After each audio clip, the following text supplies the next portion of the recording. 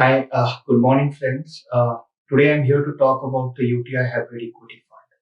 UTI Hybrid Equity Fund is an aggressive hybrid equity fund, which, as per SEBI definition, you could go up to 65 to 80% in equities. As a strategy, as a conscious strategy, we are allocating between 70 to 73% in equities, and we are at the higher end of that particular band.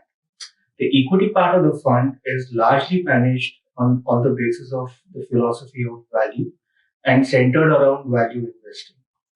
In terms of my overweight sectors, I'm overweight on pharmaceuticals, telecom, metals, and corporate oriented banks and diversified NBFCs, while being underweight on consumer and information technology. My The rationale for my key overweights are both pharmaceuticals as well as metals. Like in case of pharmaceuticals, I believe that the growth opportunities which the companies provide over the next couple of years are clearly mispriced by the markets, and that's where I really look to size up opportunities wherever I believe that the growth opportunities are mispriced by the market.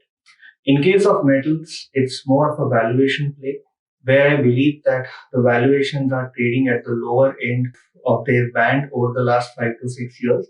And with increasingly improvement in the global cues, with improvement in the global recovery led by Brexit as well as the US-China trade deal, I strongly believe that the metal prices have bottomed out. Hence the rationale for my being overweight on metals.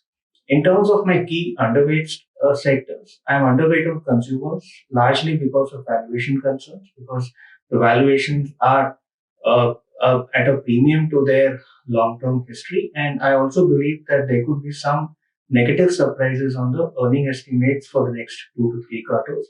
Hence my underweight on the consumer sector. In terms of what I have done in the last month, I have added some portion of my allocation towards information technology as well as industrial manufacturing. In case of information technology, I think the valuations have moderated. And I also see as some kind of an hedge against any kind of risk on the domestic side. So the rationale for increasing my allocation to information technology. Again, in terms of industrial recovery, I believe that that could be coming 2 3 quarters down the line. And the valuations for some of the large caps are now quite reasonable, hence prompting me to take an exposure towards the industrial sector as such. So overall, I think it's the entire portfolio is quite a value bias, and the key thing that I would look out for is mispriced growth opportunities, where I believe that growth opportunities exist, but the market is not pricing. Thank you.